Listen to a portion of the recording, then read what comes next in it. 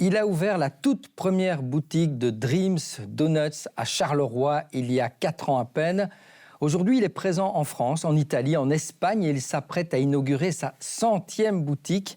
Il s'est fait tout seul et il rêve aujourd'hui de conquérir l'Amérique. Bonjour Ilyas Aoussar. Bonjour Frédéric. Alors cette histoire est assez incroyable, hein, la vôtre, cette success story wallonne de Dreams Donuts. Rappelez-moi comment ça a commencé, d'où est venue l'idée de lancer ce commerce de donuts en Belgique d'abord.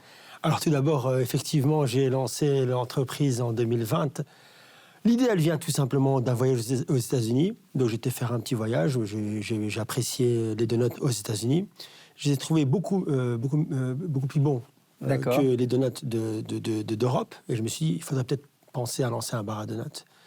Et donc, j'ai décidé de revenir ici et de lancer mon première boutique en 2020. Et à partir de là, la success story, ça a commencé.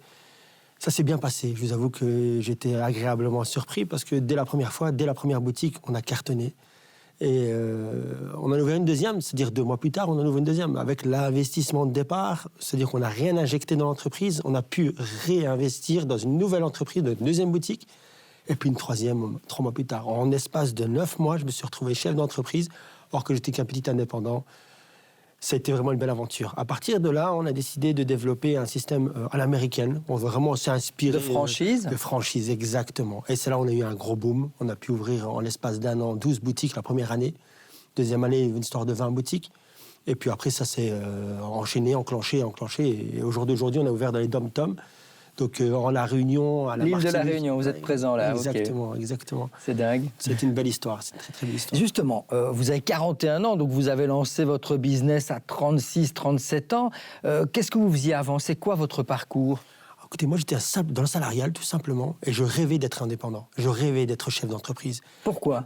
Pour être mon propre patron, pour pouvoir décider de moi-même, contrôler ma vie et pouvoir... réussir un peu comme je voyais aux États-Unis. Des success stories américaines. Exactement, j'en rêvais et je pensais que c'était possible et j'y croyais fermement à mon projet. Et me lancer, c'était quand même on a toujours cette barrière psychologique. Vous savez, l'indépendant, il se lance, il faut poser de l'argent sur la table, il faut se dire, est-ce que ça va fonctionner, ça va pas fonctionner? C'est toujours un risque. Mais c'est quoi le déclic? Pourquoi à 36, 37 ans et pas à 30 ans? Qu'est-ce qui s'est passé? Très simplement, il y a eu le Covid et moi j'étais dans l'événementiel. C'est-à-dire qu'il n'y a plus de contrat. Donc, il n'y a plus de travail. Et à partir de ce moment, il a fallu trouver un travail. Donc, on a 2 possibilités. Soit on va au chômage, on se contente des indemnités. Exactement. Quoi. Soit on se réveille et on se dit, on va aller travailler. Et je me suis lancé dans l'entrepreneuriat, en fait, tout simplement, parce que je n'ai pas eu le choix de le faire. Et j'ai aimé, en plus. J'ai choisi un travail qui me plaisait. Ça a été facile ou pas? Rien n'est facile dans l'entrepreneuriat. Rien n'est facile.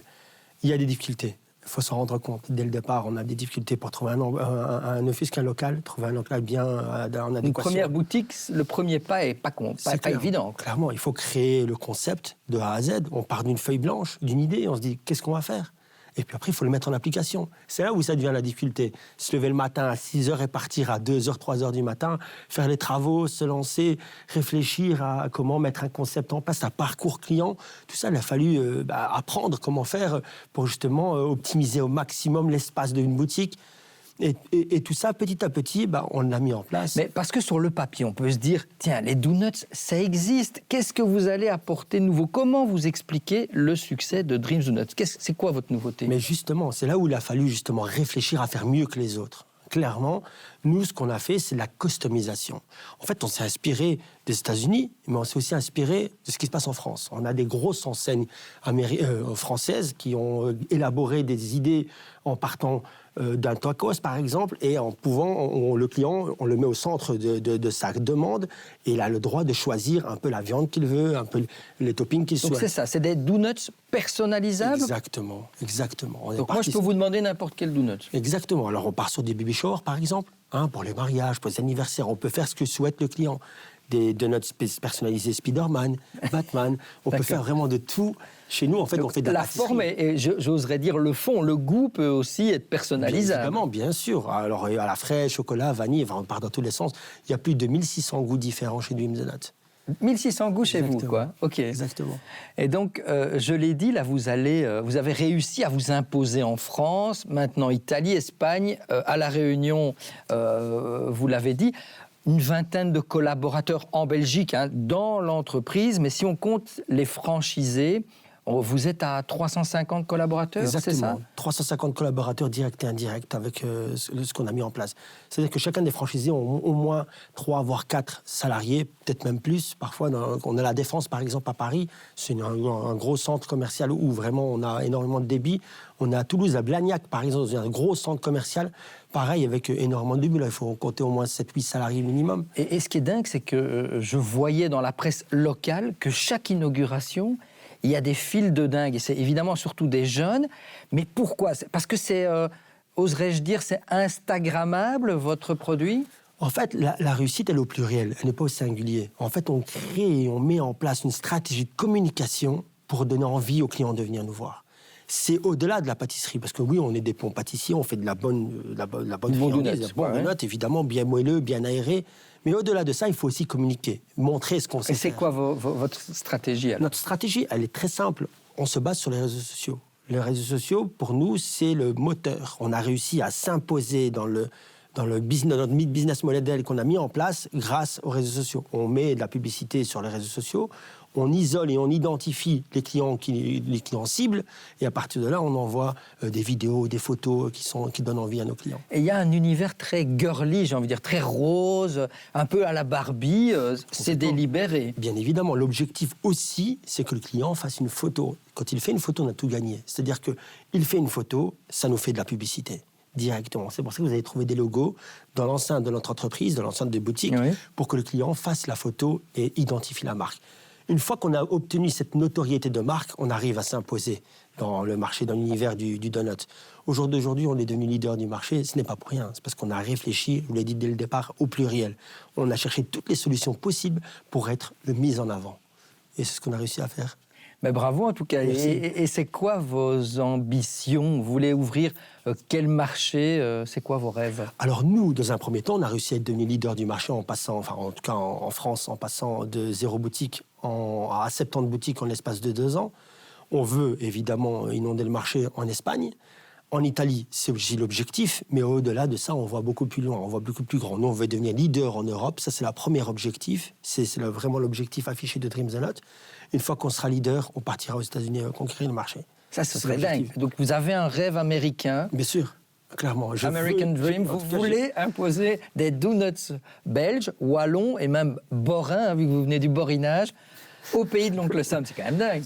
Et pourquoi pas? Il faut croire en soi. Et à partir de là, on tente notre chance. Qui tente rien à rien. Et à partir de là, moi, je pense qu'on peut. Vous y croyez vraiment, oui? Moi, j'y crois réellement, sincèrement, bien sûr. On a des excellents donuts.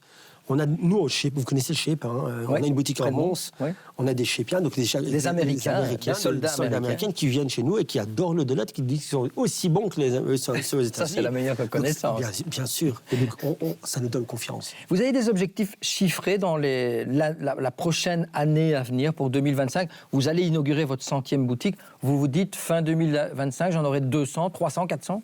Alors, vous savez, nous, on est plutôt dans l'opportunisme. C'est-à-dire que on va ouvrir selon les opportunités qui vont se présenter. Évidemment, on veut ouvrir 250 boutiques en tout et pour tout sur l'entièreté du territoire européen. Après, où, comment, quand, ça c'est la grande question. Mais en tout cas, nous, on va se donner les moyens pour réussir. Parce que j'imagine que quand vous avez choisi la France, effectivement, il y a une approche culturelle, il y a l'approche géographique. Vous êtes à la frontière, 15 km de la France. Donc c'est pour ça que vous avez d'abord choisi la France. Mais après, pourquoi vous choisissez l'Italie et l'Espagne et pas l'Allemagne? Parce qu'on parlait d'opportunisme. En fait, on est parti ouvrir justement sur les frontières espagnoles et italiennes, en France. Ok, d'accord. Et donc, il y a une connexion, en fait, directe et indirecte avec la France. Et on a ouvert la deuxième boutique à Milan. Puis après, on est allé ouvrir dans les alentours de Milan. Et ainsi de suite pour l'Espagne, pareil. C'est une connexion, en fait. Et ça fait naturellement, en fait. On a ouvert d'abord en Wallonie, vous l'avez compris. Et puis après, la France, c'est juste à côté. La Valenciennes tout d'abord, puis après Douai. Puis après, ça s'est enchaîné. Et ça s'est enchaîné. Et fait boule de neige. Exactement. Okay. Vous avez récemment aussi décroché un titre assez prestigieux, le prix à l'exportation décerné par l'AWEX. Ça représente quoi pour vous, concrètement?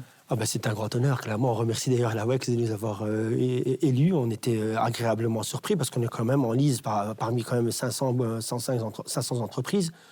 On est très fiers d'avoir réussi à gagner ce prix. Clairement, ça nous a fait une notoriété de marque encore plus importante. Ça ouvre des portes, vous êtes aidé financièrement, il y a des conseillers, comment ça se passe? Ah mais la WEX, c'est clairement une porte ouverte qui nous permet de développer l'activité à l'international.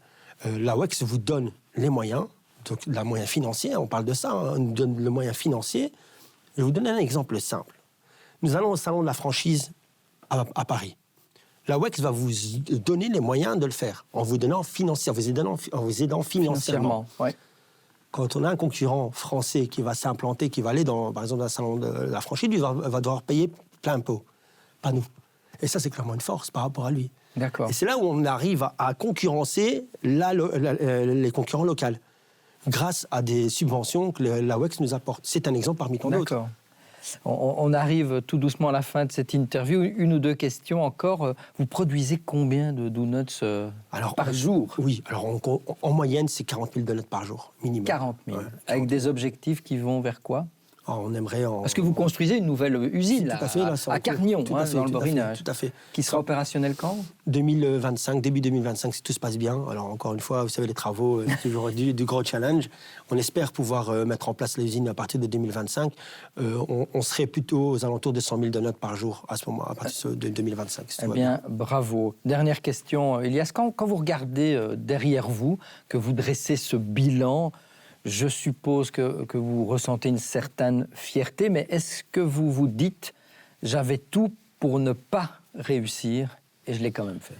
Clairement. En fait, vous savez, il y a eu des gros concurrents qui sont implantés. Je vous raconte l'histoire de Dunkin' Donuts en Italie. Ils sont allés là-bas, ils se sont crachés en l'espace de 3 ou 4 ans. C'est-à-dire qu'ils ont fermé leur boutique. Ils en ont ouvert une dizaine, ils ont toutes fermées. Et c'est là où moi, j'ai dû prendre la peine de comprendre pourquoi ça n'a pas fonctionné. Analyser, étudier, et puis à prendre les bonnes décisions, moi, pour ne pas reproduire ce qu'ils ont fait, et améliorer, en fait, tout simplement. Et on a fait ça, en fait, complètement. Et on a étudié, analysé, on a mis en place une nouvelle stratégie pour pouvoir développer et réussir le projet. Alors oui, bien sûr, je suis fier d'avoir réussi le projet, bien sûr, clairement. Eh bien, merci Elias et bravo encore pour cette très belle success story. Merci. Dreams Donuts, c'est dans la boîte.